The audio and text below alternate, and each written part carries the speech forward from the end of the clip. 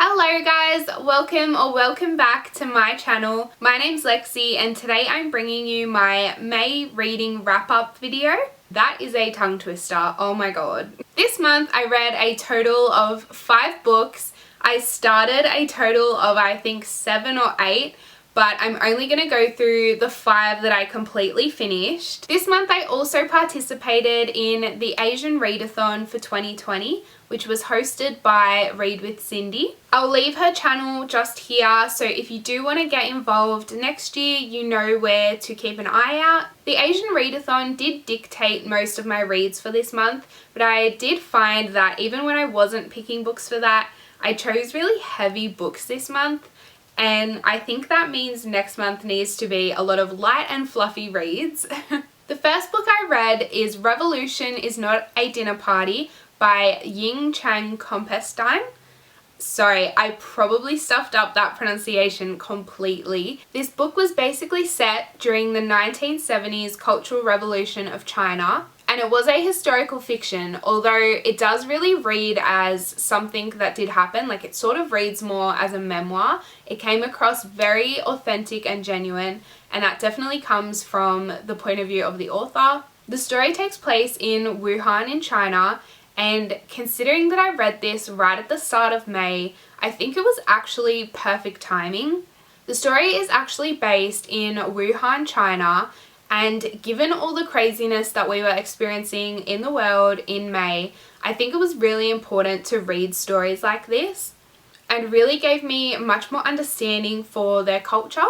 I really didn't know anything about this sort of era in China, and so I went into the book very unknown and very blind to what they have experienced. But I do think that that made the reading experience even better for me because I learnt so much just from the one book. It also had a really good writing style and it was easy to follow along even though I didn't have that background knowledge going into it. So it's definitely a book that I would suggest if you are wanting to learn more about that time period and don't have a great background knowledge. I actually listened to this one through audiobook and it wasn't very long at all, probably about 6 hours in total.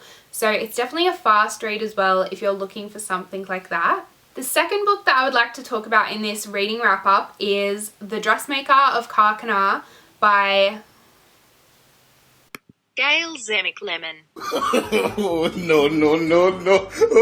I'm honestly not even going to try and pronounce it. Her name will be on the screen. Again, this was a book where I didn't know much about the culture or much about the cultural revolutions that have happened in those countries, so it was a very eye-opening read. I talked a little bit about this in one of my vlogs, which I will leave linked up here if you do want to check it out, but I really loved this book. It basically followed a family of 5 women who have a lot of their rights taken away from them in the cultural revolution that happens with the Taliban takeover. So it's based during this time in Afghanistan and it follows how these women react to and change their lives to be able to continue to survive. They basically need to completely change everything. I believe most of the girls were still studying, going to uni, and that gets completely wiped out.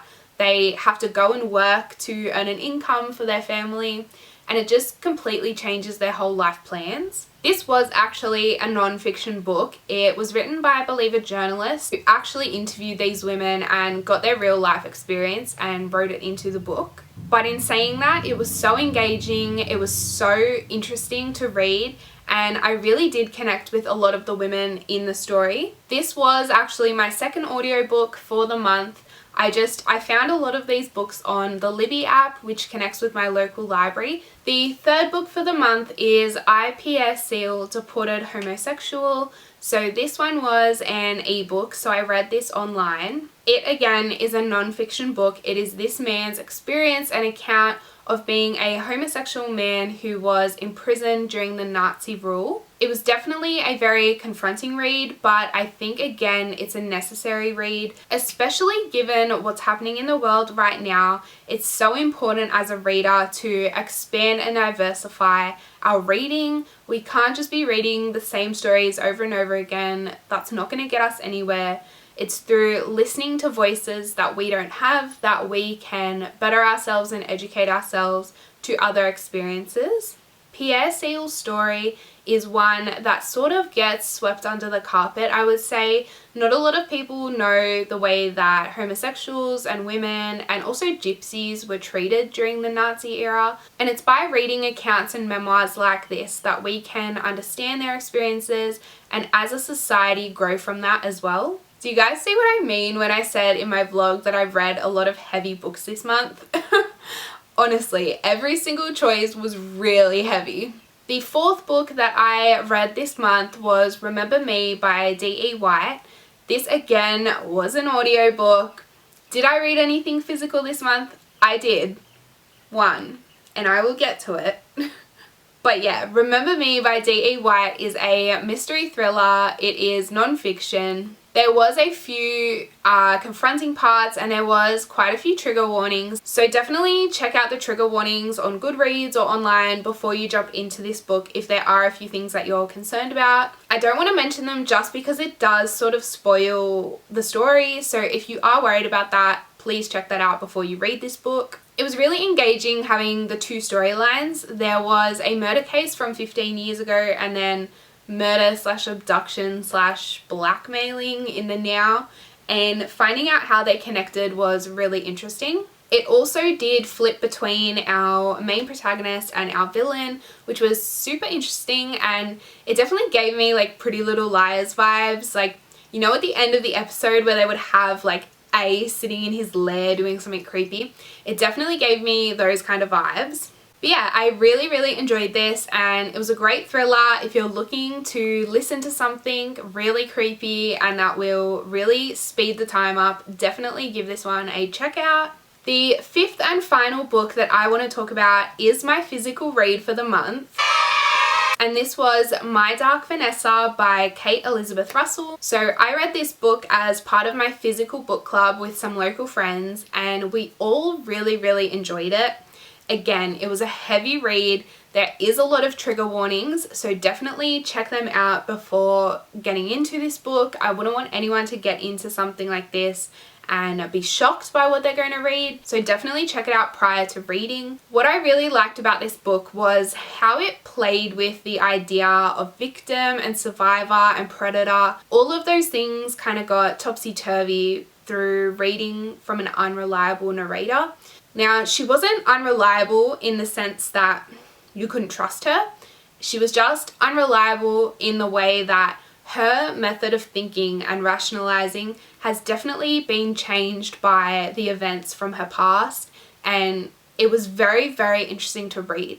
The story also wasn't conventional. It went to a lot of different places where I didn't think it would go. It was surprising and it kept me engaged the entire way through. Even though there was a few points where I would have to put it down and just sit and think, there was also times where I just had to keep reading to find out what would happen next or how it would end. It was another really great read of the month, and I definitely would recommend checking it out.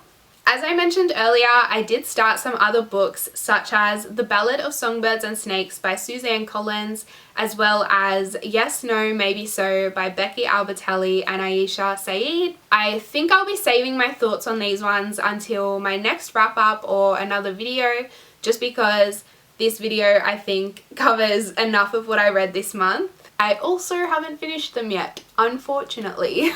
To sum everything up, this month I definitely had a good reading month. I read a total of 5 books, and as I said, started some others.